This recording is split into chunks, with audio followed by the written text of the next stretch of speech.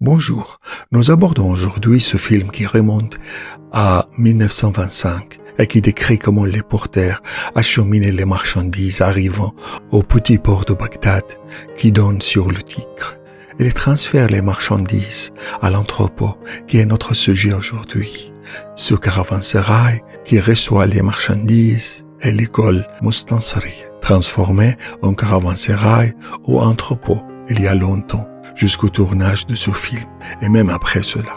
Cette école était un centre important international de sciences. L'école Al-Mustansariya a été construite à l'époque des Abbassides à Bagdad, en 1033, par le calife Al-Mustansar Billah. C'était un centre scientifique et culturel qui rayonne dans le monde entier. L'école Al-Mustansariya donne sur la rive du Tigre, à côté du palais de Khalifa, près de l'école Nizamiya, du côté Al-Rasafouan. L'école se compose de 2 étages, composant 100 chambres entre grandes et petites, en plus des salles et des halles. Sa bibliothèque était vaste et remplie de nombreux volumes précieux et de livres importants, et son nombre atteignait 450 000. La bibliothèque est restée une destination pour de nombreux érudits, juristes et étudiants pendant près de 2 siècles. Les étudiants étaient choisis de différentes écoles, de différentes villes, de ceux qui sont devenus célèbres par leur savoir, livres, recherches et leur capacité d'enseigner. L'école enseignait de diverses sciences, et la période d'études à Al-Mustansariya était de 10 ans.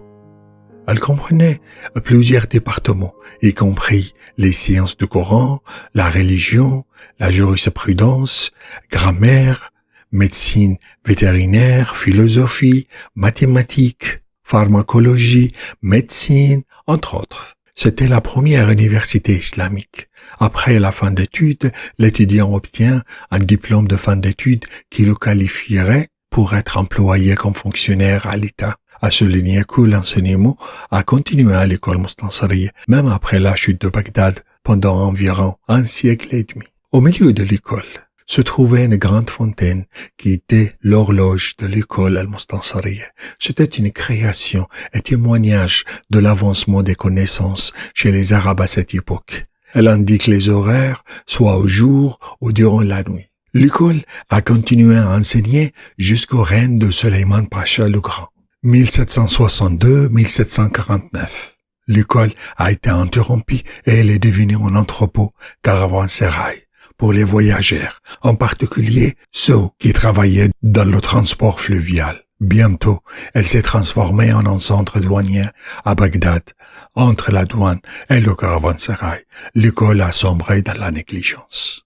En 1766, Carsten Niebuhr, le voyageur allemand, qui a visité l'école, a exprimé son regret que l'école n'était plus un centre de sciences et d'érudits et devient plutôt un caravansérail entrepôt.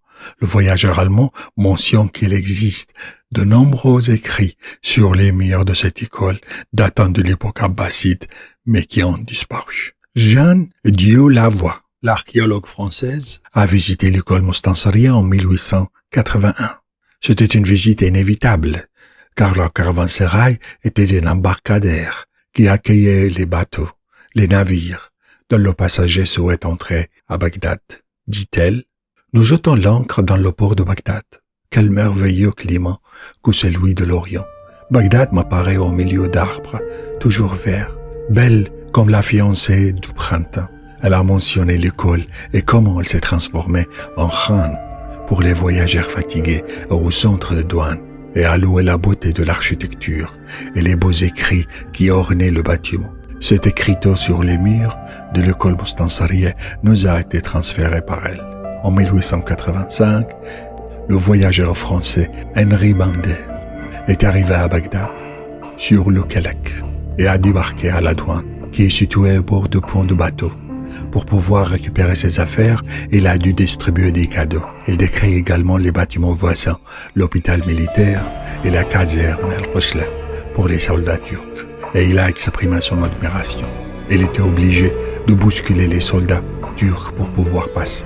En 1884, le voyageur français Denis d'Orivoire est arrivé à l'école Mostansariya, qui était le centre des douanes à l'époque, et dit « La masse de la ville nous apparaît confuse. Les minarets élancés, le coupole massif des mosquées la dominent. Devant nous, un long pont de bateaux coupe le lit de tigre. La vapeur siffle. Nous marchons doucement. Enfin, après 5 jours de navigation, nous nous arrêtons devant un grand et lourd édifice qui couronne l'escarpement de la rive droite. C'est la douane. En 1827, le voyageur anglais Robert Minan a visité Bagdad et il a vu l'école et il a dit que ce n'était rien d'autre qu'un khan pour stocker des marchandises. En 1841, le voyageur anglais James Bailey Fraser y est arrivé et a déclaré que l'école Mostansariya était alors un entrepôt pour les douanes. Au milieu du 19e siècle, le voyageur français Ferdinand Hoover a mentionné que Al-Mostansariya était un entrepôt pour les douanes. En 1855, le voyageur James Flex Jones a visité Bagdad et a vu les restes en ruine d'Al-Mostansariya. En 1893, le conseil militaire a vendu l'école Mostansariya, bien qu'elle soit en waqf. En 1911, le département des Awqaf a porté plainte en justice pour réclamer l'école Mostansariya et grâce au soutien populaire, il a pu la restituer. En 1921, le roi Faisal I a visité l'école Mostansariya et une grande fête a été organisée dans laquelle les poètes ont récité des poèmes. En 1925, les Waqf ont demandé au ministère des Finances de reprendre l'école. Et cela a été fait et grâce au tribunal légitime. Après cela, l'école a été transférée à la direction des antiquités en 1940. La direction des antiquités rétablit la propriété de l'école Mostansariya. Après cela, elle a commencé à être réhabilitée, entretenue et reconstruite. Et à la fin des années 60 du siècle dernier, elle est devenue le centre d'attention des touristes. Ensuite, ils ont trouvé une solution pour les eaux souterraines qui causaient de gros dégâts aux murs en les pompant dans le fleuve.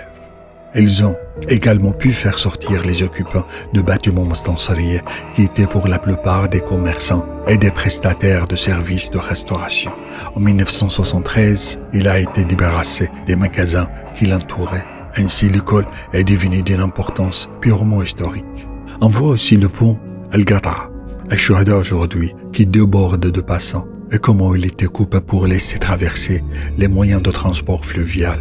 Ici, Al-Ghoufa passe, puis le pont est fermé pour laisser les passants traverser. Et nous remarquons que les piétons ont été arrêtés au début du pont. Et on remarque le café au fond. Et c'était le café Al-Beyrouti, qui a été fréquenté par le poète Moula Aboud El-Karchi. Et on remarque que les mouettes n'ont pas quitté le pont. Elles sont présentes à ce jour, accompagnant les passants et saisissant les miettes de pain qui leur ont été jetées. Merci.